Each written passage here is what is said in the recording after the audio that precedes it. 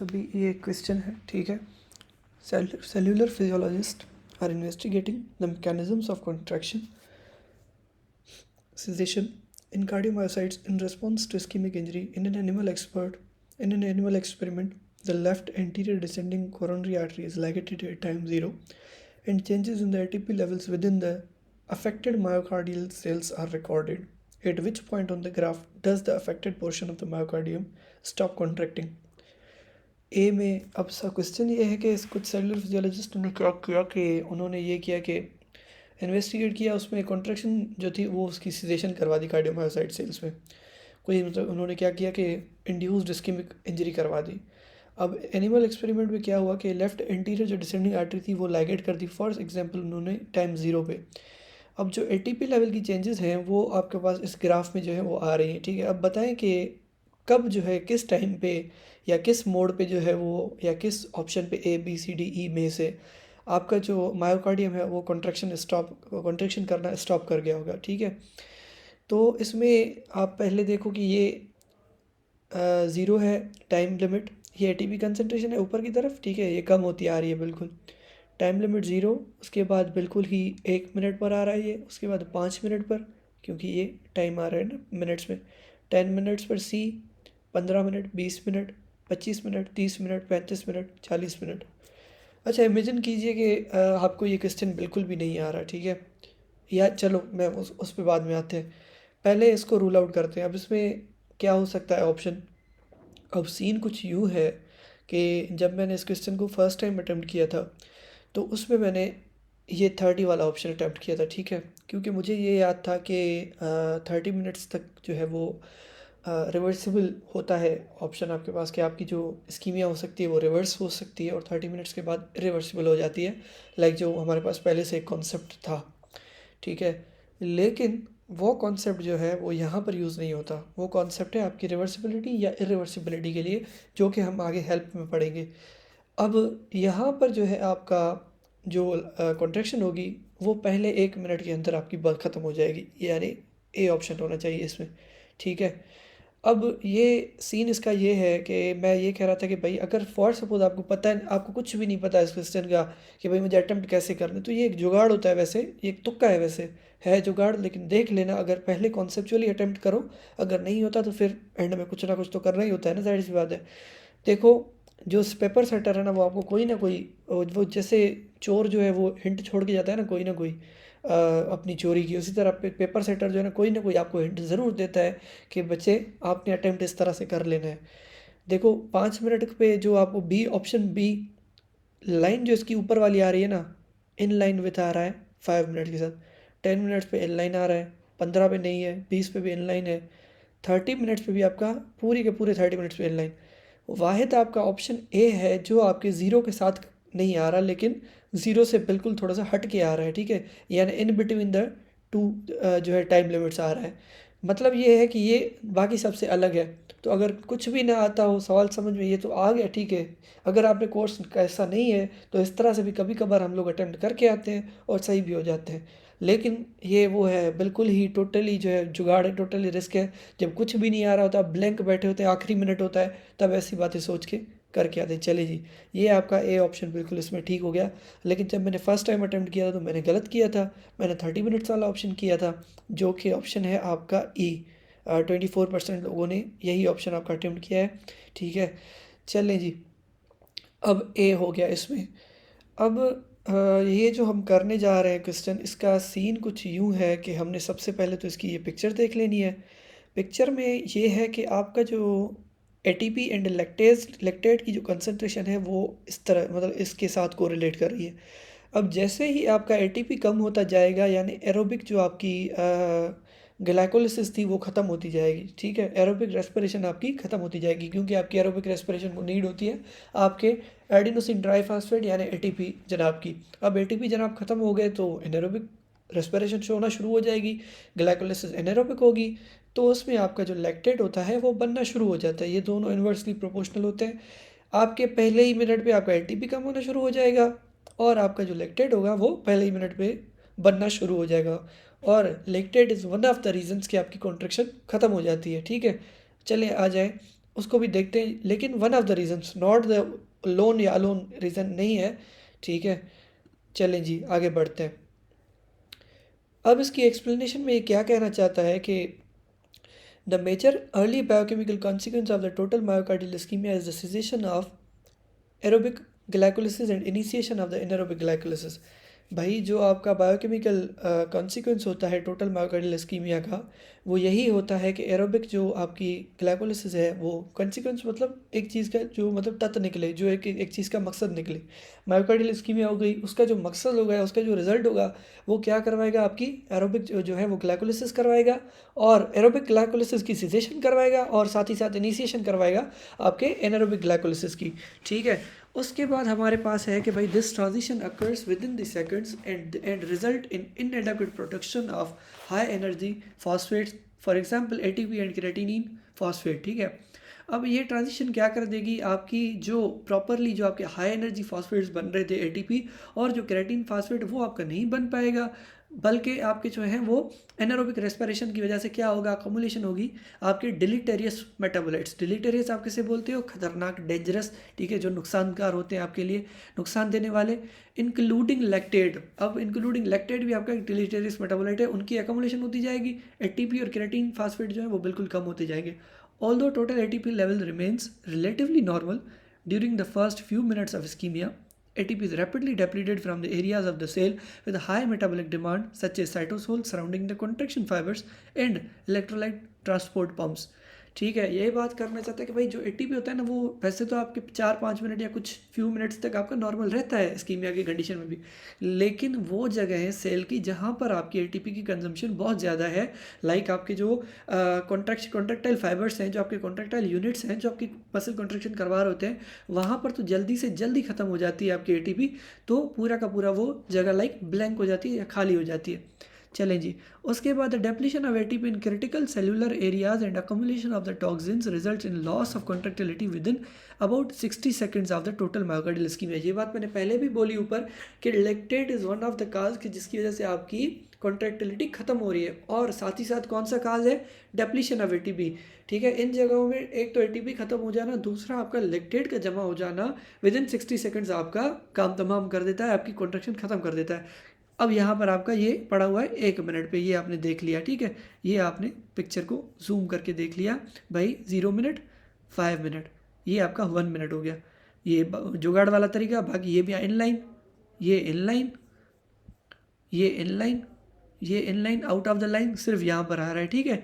ये सबकॉन्शियस चीज़ें हैं जो टीचर से हो जाती हैं, ठीक है, ये पेपर सेटर से हो जाती हैं। इन चीज़ों को भी कभी कभार पकड़ के हम जो है ना वो क्वेश्चन को सॉल्व कर लेते हैं। इट्स माई एक्सपीरियंस, ठीक है, ये मैं आपको अपना एक्सपीरियंस शेयर कर रहा हूँ, क्योंकि 10 में से 6 सवाल तो हम या 7 क्वेश्चंस तो हम ऐसे कर भी लेते हैं, ठीक है। लेकिन ये है कि बंदे को अपना कॉन्सेप्ट आना चाहिए, अच्छे से उसको पता होना चाहिए कि why I am attempting this option and why I am ruling this 4 options out of my context, ठीक है, कि मैं इन 4 ऑप्शन को क्यों रूल आउट कर रहा हूँ। चलें जी, हमने ये तो देख लिया अभी कि हमने ए ऑप्शन क्यों अटेम्प्ट किया था, क्योंकि जो है हमारी एटीपी की डेप्लीशन हो जाती है, और आपके लैक्टेट की अकमुलेशन हो जाती है, एरोबिक ग्लाइकोलिसिस खत्म हो जाती है, एनारोबिक ग्लाइकोलिसिस स्टार्ट हो जाती है विद इन 60 सेकंड्स, जिसकी वजह से टोटल मायोकार्डियल इस्कीमिया और आपका कॉन्ट्रैक्टाइल जो एबिलिटी होती है आपके यूनिट्स की, वो खत्म हो जाती है। चलें जी, ये हो गया। अब अपने दूसरे ऑप्शंस क्यों नहीं अटैम्प्ट किए, या टीचर ने दूसरे ऑप्शंस क्यों रखे थे, लाइक मैंने 30 मिनट्स का ऑप्शन अटैम्प्ट किया था, वाई, मेरा कौन सा कॉन्सेप्ट था जो वहाँ पर मिक्स हो रहा था, उसको हम क्लियर करेंगे अभी यहाँ पे। एज इस्कीमिया परजिस्ट, जैसे ही इस्कीमिया बढ़ती रहती है, ठीक है, ये कॉन्सेप्ट मैंने रेड से इसलिए हाईलाइट किया क्योंकि for me this concept was something new, and ये अच्छा कॉन्सेप्ट लगा, मतलब न्यू ना भी कहूँ तो बहुत अच्छा कॉन्सेप्ट लगा मुझे, और ये नीचे वाला कॉन्सेप्ट भी, ठीक है। ATP levels within the affected cardiac myocytes continue to fall while the lactate levels continue to rise. When ischemia lasts less than 30 minutes, the loss of contractile is reversible. However, on restoration of the blood flow, the full myocardial contractility is not immediately restored. Instead, there is a prolonged dysfunction of the myocardium known as the myocardial stunning. Stunning बोलते हैं, सकते में आ जाना बोलते हैं, उर्दू में हम बोलते हैं, उर्दू में सकते में आ जाना, ठीक है, या फिर बोलते हैं कि लाइक सदमे में आ जाना, लाइक फंस जाना किसी एक जगह पे, ठीक है, लाइक एक ही चीज़ पे मतलब अटक जाना, ठीक हो गया, एक मतलब लाइक हैरान हो जाना, स्टनिंग बोलते, स्टनिंग परफॉर्मेंस बोलते हैं, ठीक है। तो हार्ट के लिए स्टनिंग क्या वर्ड मतलब क्या है कि भाई हार्ट सदमे में आ जाती है, यूँ समझ लो, वो एक पास में आ जाती है, उसका काम जो है बिल्कुल थम सा जाता है। With contractility gradually returning to the normal level over the several hours to days, increasing duration of the ischaemia, prolong the time, increasing duration of ischaemia prolong the time that the myocardium remains stunned. भाई 30 minute तक जो है ना, अगर आपकी ischaemia रहती है तो वो, और फिर 30 मिनट के अंदर रिजॉल्व हो जाती है किसी भी मोडालिटी से, तो वो आपकी जो हार्ट का जो फंक्शन है वो रिवाइव कर सकता है घंटों से लेकर कुछ दिनों के दरमियान, ठीक है। और इस पीरियड को बोलते हैं मायोकार्डियल स्टनिंग। और जो मायोकार्डियल स्टनिंग है वो डिपेंड करती है कि कितनी देर तक, 15 मिनट तक, 20 मिनट तक, 25 मिनट तक, पूरे 30 मिनट तक, 29 मिनट तक आपकी हार्ट जो है वो इस्कीमिक रही है, ठीक है।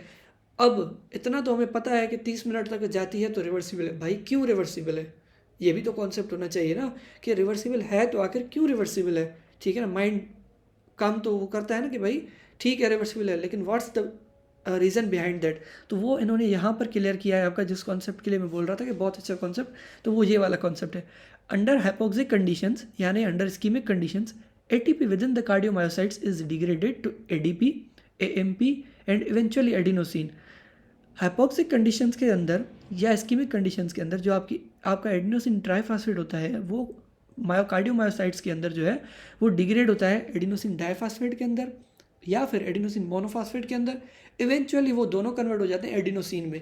और जिन्होंने भी पहले से पढ़ा है तो उनको पता है कि एडिनोसिन जो है वो आपका वेजोडाइलेटर होता है, ठीक है। Adenosine is able to cross the cell membrane and functions as a vasodilator when coronary blood flow is sufficient to meet the myocardial demand।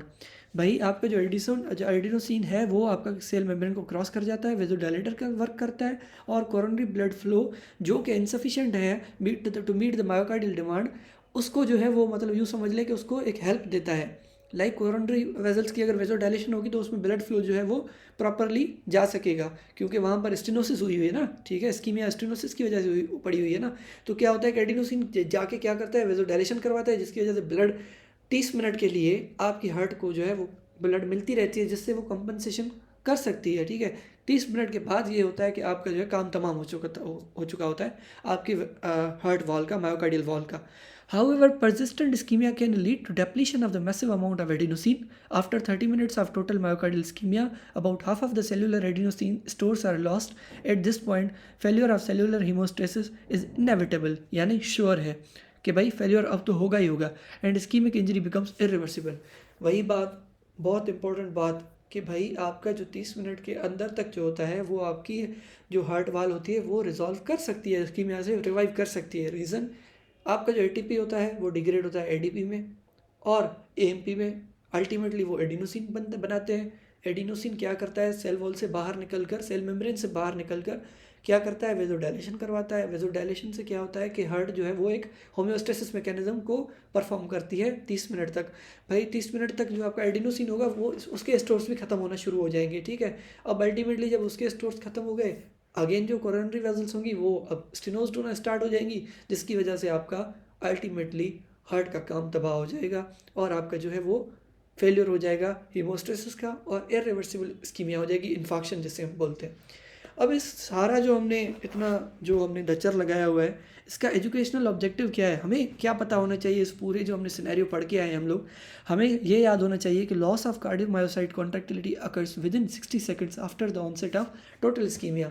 जब भी आपकी टोटल इस्कीमिया होना शुरू हुई है उसके 60 सेकंड के अंदर आपकी एटीपी जो है वो कंज्यूम हो जाती है, आपका लैक्टेट बनना स्टार्ट हो जाता है, जिसकी वजह से आपकी लॉस ऑफ कार्डियोमायोसाइट कॉन्ट्रैक्टिलिटी हो जाती है। जो आपने आंसर देना था, आपका जो क्वेश्चन का काम था वो इस एक लाइन में आपका जो है ना वो बस समड अप है, ठीक है। इसको आपने अगर याद कर लिया तो आपके लिए बहुत है, मोर देन इनफ हो गया आपके लिए एक लाइन में।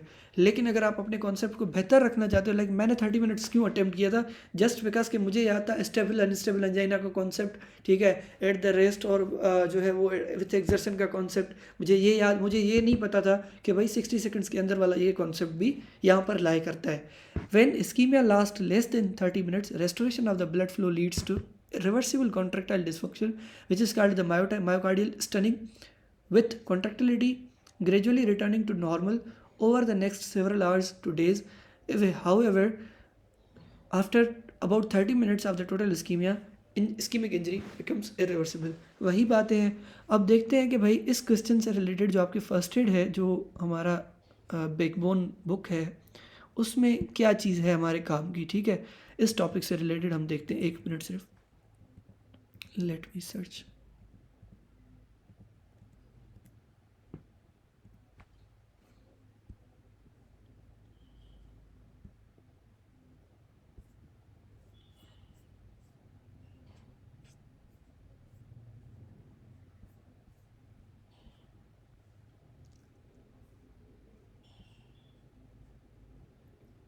अच्छा, ये जो टॉपिक है, वैसे तो इस टॉपिक में बहुत सी चीज़ें हैं, लेकिन मैं पढ़ लेता हूँ क्योंकि ये टॉपिक जो है वो हमारे काम का है. ठीक है ना, जो हमारा क्वेश्चन आया हुआ है ना घुमा फिरा के, वो इसी टॉपिक के कॉन्सेप्ट पर रिलेट करता है. ठीक है, मैं इसको जनरल व्यू के लिए पढ़ लेता हूँ, थोड़ा सा आपको समझा देता हूँ. लेकिन ये इसको जो है ना, ये टॉपिक मतलब कंप्लीटली इस क्वेश्चन के साथ रिलेटेड नहीं है. जैसे यहाँ पर ये देखें ना, मायोकार्डियल हाइबरनेशन और मायोकार्डियल स्टनिंग की बात की हुई है. ठीक है, तो ये रिलेट करता है हमारे टॉपिक के साथ, लेकिन नॉट दैट मच के मतलब पूरा का पूरा ही यहाँ से है. ठीक है, सबसे पहले ischemic heart disease manifestation angina. ठीक है, chest pain due to ischemic myocardium secondary to coronary artery narrowing और स्पैज्म, नो नेक्रोसिस. भाई एंजाइना क्या होता है? चेस्ट पेन होता है आपका, इस्कीमिक मायोकार्डियम हो जाती है उसमें, secondary to coronary artery narrowing किसी भी रीज़न की वजह से आपकी, क्योंकि एथेरोस्क्लेरोसिस वाला टॉपिक अगर आप सुन लेंगे तो आपको समझ आ जाएगा कि आपकी कोरोनरी आर्टरी जो है वो नैरोड हो गई, स्पैज्म हो गया, लेकिन अभी तक नेक्रोसिस नहीं हुई. उसकी वजह से जो चेस्ट पेन हो रहा है उसको हम एंजाइना बोल रहे हैं. ठीक है, अब एक होता है स्टेबल एंजाइना, दूसरा होता है अनस्टेबल एंजाइना, तीसरा होता है वेजोस्पैस्टिक एंजाइना. भाई स्टेबल एंजाइना क्या होता है? Usually secondary to atherosclerosis, greater than 70% of occlusion, exertional chest pain in classic distribution, possibly with ST depression on ECG, resolving with rest और नाइट्रोग्लिसरीन. वही क्लासिकल डेफिनेशन स्टेबल एंजाइना की कि भाई rest पर नहीं होता, एक्सर्शन पर होता है, एक्सरसाइज पर होता है, एथेरोस्क्लेरोसिस के बाद होता है. कब बोलते हो आप इसे स्टेबल? जब आपका greater than 70% of the artery जो है वो ओक्लूडेड हो, रेस्ट के साथ रिजॉल्व कर जाता है, नाइट्रोग्लिसरीन के साथ रिजॉल्व कर जाता है. अब उसके बाद मैं पढ़ना चाहूँगा यहाँ पर अनस्टेबल एंजाइना. ठीक है, अनस्टेबल एंजाइना क्या है? Thrombosis with incomplete coronary artery occlusion.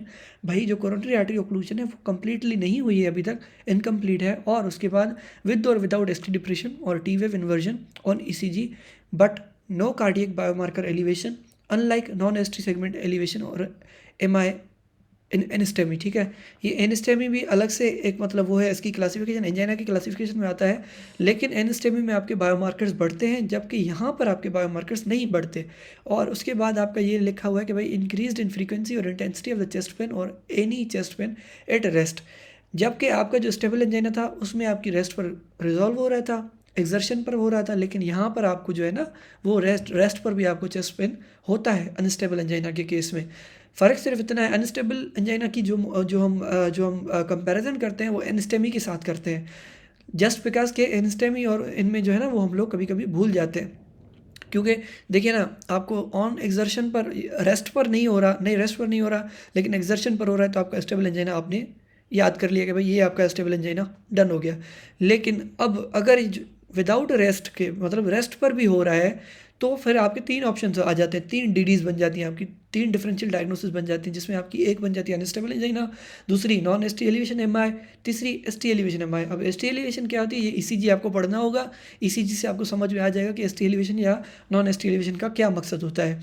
चलें जी, वेजोस्पास्टिक रह गया था, हम वो पढ़ लेते हैं. काफ़ी जो हमें यूएसएमएलई के लिए याद रखना है कि भाई वेजोस्पास्टिक जो है वो principal angina is a type of angina या वेरिएंट एंजाइना, लेकिन क्लिनिकली हमारे मेडिकल स्कूल्स में काफ़ी टीचर्स मानते ही नहीं है कि वेजोस्पास्टिक नाम की भी कोई एंजाइना है. तो ये चीज़ अगर कोई मेडिकल स्टूडेंट सुन रहा है तो वो ये चीज़ याद रख ले कि काफ़ी दफ़ा हम लोग ओएसपी में वाइवा में फंसे हैं कि भाई टीचर को बता देते हैं सर 3 जो है ना टाइप्स हैं, वो कहते हैं बेटा ये कहाँ से पढ़ा है तीसरा तुमने. ठीक है, या मतलब हमने उनको वेजोस्पास्टिक बोल दिया तो वो समझते हैं कि बच्चा भंड मार रहा है. तो उनको बता दो भले कि सर फर्स्ट एड में ये चीज़ लिखी हुई है, लेकिन काफ़ी जगह पर टीचर्स इसको नहीं भी मानते. ठीक है, तो इसको याद कर लो, लेकिन यहाँ के लिए तो स्टेप 1 के लिए तो याद करनी है, नो डाउट. वेजोस्पैस्टिक फॉर्मली हम इसे बोलते थे प्रिंसिपल एंजाइना या variant angina, occurs at rest secondary to coronary artery spasm, transient ST elevation on ECG हो जाती है. Tobacco smoking is the risk factor. Hypertension and hypercholesterolemia are not the risk factors. भाई जो भी normally आपकी angina होती थी, आपने बचपन से पढ़ा है, आपका हार्ट अटैक, आपका ये जो एंजाइना या चेस्ट पेन जो होता है वो आपके लिपिड के ज़्यादा होने से या हाइपरटेंसिव क्रोनिक हाइपरटेंशन होने से या क्रोनिक डीएम होने से, डायबिटीज़ 2 TM2 होने से, डायबिटीज़ मेलाइटिस 2 होने से होता है। लेकिन जो आपका वेज़ोस्पैस्टिक वाला है वो आपका इन्वायरमेंटल फैक्टर्स की वजह से होता है, ठीक है, जिसमें आपका कोकेन आ गया, अल्कोहल आ गया, कोल्ड आ गया, ट्रिप्टैन्स आ गए, ठीक है, कोल्ड मतलब ठंड, ठीक हो गया। ट्रीट कैसे करते हैं इसको आप ट्रीट करते हो calcium channel blockers, classical treatment है इसका, नाइट्रेट्स देते हो। अगर स्मोकिंग कर रहा है बंदा तो उसकी सीज़ करवा दो। सबसे पहली चीज़ अगर लिखनी हो ना कहीं, स्मोकिंग सेसेशन लिखा करो इफ़ एप्लीकेबल, ठीक है, साथ में लिख दिया। अगर बंदा स्मोकिंग करता ही ना हो तो फिर कैसे उसको बंद करवाओगे, ठीक है। तो ये चीज़ का ध्यान हो कि इफ़ एप्लीकेबल लिख के स्मोकिंग सेसेशन टीचर को बताओगे, वो खुश हो जाएगा, वो समझ जाएगा कि बच्चे को पता है कि प्रिंसिपल का जो एक्चुअल रीज़न है वो इन्वायरमेंटल फैक्टर्स हैं, जो बाहर के लाइक मतलब ये आपके कोलेस्ट्रोलीमिया या आपकी हाइपरटेंशन वगैरह नहीं है, ठीक है। उसके बाद हम यही स्टेबल एंजाइना ऑन एक्सर्शन होती है, रेस्ट पर कुछ भी नहीं होता आपको, नो एलिवेशन होता है, ट्रोपोनिन्स बिल्कुल नॉर्मल होता है, इन्फाक्शन नहीं होता आपका इसमें, जस्ट सिंपल थोड़ी बहुत स्कीमिया होती है, 70% तक ऑक्लूडेड होती है, लेकिन डेड टिश्यू नहीं होता आपका। Infarction is necrosis is dead tissue dead नहीं हुआ होता, इसी चेंजेस कोई भी नहीं आता। ST डिप्रेशन लिखा हुआ था ऊपर आई थिंक, ठीक है, मतलब इस वो जो जबकि वो नॉर्मल है, ठीक हो गया। उसके बाद आपका आता है अनस्टेबल एंजाइना। अनस्टेबल एंजाइना में ये होता है कि भाई आपका जो है माइल्ड एक्सर्शन पर आपको हो जाती है, यानी थोड़ा सा आपने काम किया, सीढ़ियाँ चढ़ना शुरू की या आपने थोड़ा सा कोई हैवी वेट उठा लिया और रेस्ट पर भी होना शुरू हो जाता है, ठीक है, और 30 मिनट से ज़्यादा होता है, ये चीज़ भी याद कर लेनी चाहिए। उसके बाद ट्रोपोनिन लेवल एलिवेटेड नहीं होते, इन्फेक्शन भी अभी तक नहीं हुआ होता। ये भी एक क्लासिकल डिफरेंस है आपके स्टेमी और जो आपके स्टेबल एंजाइन है कि भाई उनमें जो है आपका इन्फेक्शन नहीं होता, टिश्यू डेड नहीं होता। पॉसिबल ST डिप्रेशन हो सकती है, एंड मतलब विथ और आपका टी वेव इन्वर्जन भी हो सकती है, ठीक हो गया। ये टी वेव वही है PQRST जो आप बचपन से पढ़ते आ रहे हो, ठीक। इसको ECG वाला जब टॉपिक आएगा तो उसमें बता दूंगा, वहाँ से सुन लेना आप, या अदरवाइज़ कहीं से भी आप ECG पढ़ लेना, ठीक है। उसके बाद ये है कि भाई एनस्टेमी रेस्ट पर भी होता है, स्टेमी भी रेस्ट पर होता है। Troponin levels NSTEMI non ST elevation MI में भी एलिवेटेड होते हैं, इसमें भी आपके ST एलिवेशन MI में भी एलिवेटेड होते हैं। लेकिन जो डिफरेंस आता है वो ये आता है कि जो आपका एनस्टेमी है उसमें आपका एक portion of the heart wall यानी सब एंडोकार्डियल पोर्शन जो होता है क्लासिकली वो आपका इन्फेक्टेड होता है, और जो आपका ST एलिवेशन MI होता है उसमें आपका टोटल का टोटल जो पूरा का पूरा ट्रांसम्यूरल यानी पूरी की पूरी वॉल के अराउंड जो है आपका इन्फेक्शन हो जाता है, टिश्यू डेड हो जाता है, नेक्रोज्ड हो जाता है, इसीलिए आपकी ST एलिवेशन क्लासिकल होती है इसमें। और आपका जो एनस्टेमी है उसमें ST डिप्रेशन भी हो सकती है और प्लस में टी वेव इन्वर्जन भी हो सकती है। चले जी आगे बढ़ते हैं। तो इसमें आपने स्टेबल और अनस्टेबल, स्टेबल को इन तीनों से डिफरेंशिएट करना है रेस्ट के लिहाज से कि भाई इसमें सिर्फ एक्सर्शन पे ही आपको मसला आएगा, और अनस्टेबल को आपने कैसे जो है वो डिफरेंशिएट करना है इन दोनों से, ऐसे कि इसमें जो है आपके ट्रोपोनिन लेवल एलिवेटेड नहीं होते। अब एनस्टेमी को स्टेमी से कैसे डिफरेंशिएट करना है कि आपका ये ट्रांसम्यूरली इन्वॉल्व होता है, इसमें आपकी नेक्रोसिस, इसमें जो है आपकी लेफ्ट वेंट्रिकल का सिर्फ सब एंडोकार्डियल जो है वो लेयर इन्वॉल्व होता है, और इसमें क्लासिकल ST एलिवेशन मिलती है आपको, ठीक है। तो ये चीज़ें आपने BCQ पॉइंट्स के लिए, सिनेरियो पॉइंट्स के लिए आपने याद रखनी है। अब आ जाए आगे। वैसे कोरोनरी स्टील सिंड्रोम का हमारे आज वाले उस क्वेश्चन के साथ रिलेशन नहीं है, लेकिन अगर टॉपिक सामने आ गया है तो पढ़ लेते हैं, या चलें एक मिनट, चलें इसको अभी के लिए छोड़ देते हैं, हम पढ़ते हैं इसको, क्रोनिक इस्कीमिक हार्ट डिजीज़ को, जो हमारे क्वेश्चन के साथ रिलेटेड है। ये दोनों टॉपिक्स में बाद में इसको कवर करता हूँ। Chronic ischemic heart disease, progressive onset of heart failure over many years due to chronic ischemic myocardial damage. ठीक हो गया कि भाई आपका प्रोग्रेसिव ऑनसेट हुआ आपके हार्ट फेल्यूर का, आहिस्ता आहिस्ता से बढ़ता गया, क्रोनिक इस्कीमिक मायोकार्डियल डैमेज करवा दिया आपके उस हार्ट फेल्यूर ने। चले जी, अब मायोकार्डियल हाइबरनेशन क्या होती है? मायोकार्डियल हाइबरनेशन और एक दूसरा होता है आपका मायोकार्डियल स्टेनिंग। मायोकार्डियल जो हाइबरनेशन होती है ना आपकी, उसमें ये सीन होता है आपका कि potentially reversible left ventricular systolic dysfunction in the setting of chronic ischemia. लंबे अरसे से क्रोनिक इस्कीमिया रह रही है बंदे को, उसकी वजह से लेफ्ट वेंट्रिकुलर सिस्टोलिक डिस्फंक्शन हो गया, लेफ्ट वेंट्रिकल अपना सिस्टोल सही से नहीं लगा पा रही, ठीक है। यानी हाइबरनेशन, जैसे फ्रॉग हाइबरनेशन में चला जाता है, हम फ़ोन हाइबरनेशन मोड में डाल देते हैं। इट्स लाइक एक लंबे अरसे से हार्ट जो है वो, हार्ट का एक पोर्शन जो है वो सो रहा है, ठीक है, लेकिन जाग सकता है किसी भी वक्त, आप जब उसे जगाना चाहो जाग सकता है। It's like a coma condition of the heart. वैसे तो कोमा ब्रेन की होती है, लेकिन इट्स लाइक कोमा कंडीशन। जैसे वो हेरा फेरी में बोलता है कि heart attack of the kidney, ठीक है, तो इस तरह से याद कर लो जुगाड़ करके कि coma condition of the heart, ठीक है। ठीक हो गया, चले, I was just being sarcastic, इसको बस याद कर लो कि भाई मायोकार्डियल हाइबरनेशन आपकी क्रोनिक इस्कीमिया की कंडीशन होती है, लेफ्ट वेंट्रिकुलर सिस्टोलिक डिस्फंक्शन होता है, लेकिन वो आपका रिवर्सिबल होता है। चलिए जी आगे बढ़ते हैं। कॉन्ट्रास्ट विथ मायोकार्डियल स्टनिंग, जो अभी आप पढ़ के आए थे, आपका जो पूरा क्वेश्चन था वो इस चीज़ के साथ रिलेटेड था, ठीक है, ये चीज़ आपके क्वेश्चन में आ रही थी, इसीलिए फर्स्ट एड का एक एक वर्ड, फर्स्ट एड की एक एक लाइन बहुत इंपॉर्टेंट होती है आपके स्टेप के एग्जाम के लिए। उसके बाद आपका मायोकार्डियल स्टनिंग ये होता है कि a transient left ventricular systolic dysfunction after a brief episode of acute ischemia. Acute ischemia हुई, उसका ब्रीफ एपिसोड हुआ, विद इन 1 मिनट हुआ, 2 मिनट हुआ, विद इन 30 मिनट हुआ, ठीक है।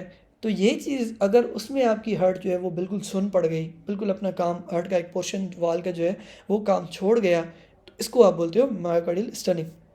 उसके बाद आपके पास आता है मायोकार्डियल इन्फाक्शन, ठीक है, ये आपका टॉपिक जो है वो थोड़ा बहुत आपके उससे रिलेटेड है तो कर लेते हैं। मायोकार्डियल इन्फाक्शन क्या होता है? Most often due to rupture of coronary artery atherosclerotic plaque leading to acute thrombosis, increased cardiac biomarkers such as CKMB, troponins are the diagnostic। Myocardial infection MI आप बचपन से पढ़ते आ रहे हो, क्या होता है कि आपका एक एथेरोस्क्लेरोटिक प्लाक होता है, उसका रप्चर हो गया, जिसकी वजह से अक्यूट थ्रोम्बोसिस हो गई, आर्टरी जो है वो आपकी बंद हो गई, आर्टरी बंद होने की वजह से आपकी जो है वो इन्फेक्शन कंडीशन नेक्रोसिस होना शुरू हो गई, नेक्रोसिस की वजह से आपका क्या हो गया, कार्डियक बायोमार्कर सीकेएमबी और ट्रोपोनिन्स बढ़ने लग गए। अब आ जाइए एनस्टेमी और स्टेमी, अगेन यहाँ पर उसका डिफरेंशिएट कर रहा है, क्योंकि जो आपका स्टेबल और अनस्टेबल एंजाइना है वो स्कीमिया है। Ischaemia is a hypoxic condition, is a benign condition, उसमें इतना कोई मसला नहीं होता, जस्ट ऑक्सीजन डेफिशिएंसी हो जाती है, जस्ट आपकी ब्लड डेफिशिएंसी, ब्लड सप्लाई की डेफिशिएंसी हो जाती है, जो कि रिवर्स हो सकती है, specially in the case of stable one, ठीक है। और लेकिन अब जो आपकी एस टी एलिवेशन एम आई वर्ड आ गया ना, एम आई, ठीक है, मायोकार्डियल इन्फाक्शन आपका एक वर्ड आ रहा है, infarction is necrosis, infarction is dead tissue, बस खत्म हो गई बात, ठीक हो गया। उसके बाद आपका जो टिश्यू है वो पूरा वहाँ से वो डेड हो गया, लाइक यहाँ पर ये जो टिश्यू है ना, ये रेड वाला, ये टिश्यू डेड है आपका, इसकी जो है ना आप बस वो खैरात पड़ा लें, बाकी इसकी भी जो है वो अल्लाह अल्लाह खैर सलाह हो गया, इसका ख़त्म हो गया ये, बस ठीक हो गया। उसके बाद चलें जी, ये मतलब आपका पूरा हो गया। उसके बाद आपका आता है एनस्टेमी और स्टेमी। एनस्टेमी और स्टेमी में ये हो गया कि भाई आपका ये हो गया कि इन्फेक्शन जो लोकेशन है वो सब एंडोकार्डियल है, ऊपर भी पढ़ के आए हैं, इसका एक अलग से कॉन्सेप्ट है कि एनस्टेमी में जो होती है वो नेक्रोस अपना वो स्टेनोसिस इतनी नहीं होती, या फिर उसका एक अलग सा पूरा कॉन्सेप्ट है, वो उस पर बाद में डिस्कस करते हैं। और जो स्टेमी है वो आपका ट्रांसम्यूरल जो है वो इन्वॉल्वमेंट करती है। उसके बाद लेयर्स इन्वॉल्व कौन सी होती हैं? सब एंडोकार्डियम में जो subendocardial inner 1/3 especially vulnerable to ischemia होती है, ठीक है। सब एंडोकार्डियम इनर 1/3 जो होता है स्पेशली वल्नरेबल टू स्कीमिया होता है। Full thickness of myocardium involve होती है आपकी स्टेमी में, एसटी एलिवेशन एमआई में, ECG changes, ST segment depression, T wave inversion, classically नाम में ही आ रहा है भाई एसटी एलिवेशन एमआई, तो एसटी सेगमेंट एलिवेशन होगी, और पैथोलॉजिक आपको क्यू वेव्स मिलती हैं। अच्छा जी चलो कर लेते हैं ये भी, कोरोनरी स्टील सिंड्रोम भी कर लेते हैं। Distal to the coronary stenosis vessels are maximally dilated at baseline. Administration of vasodilators for example dipyridamole and regadenoson dilates normal vessels. Blood is shunted towards well-perfused areas. Ischemia and myocardium. Perfused westernized vessels. Principle behind the pharmacological stress test with coronary vasodilators. अच्छा जी, coronary steel syndrome ये होता है कि, अच्छा मैं इसको जो next topic आएगा ना उसमें कर लेता हूँ, लेक्चर लंबा हो जाएगा और ये आपके उस क्वेश्चन के साथ भी रिलेटेड नहीं है, ठीक है, थैंक यू।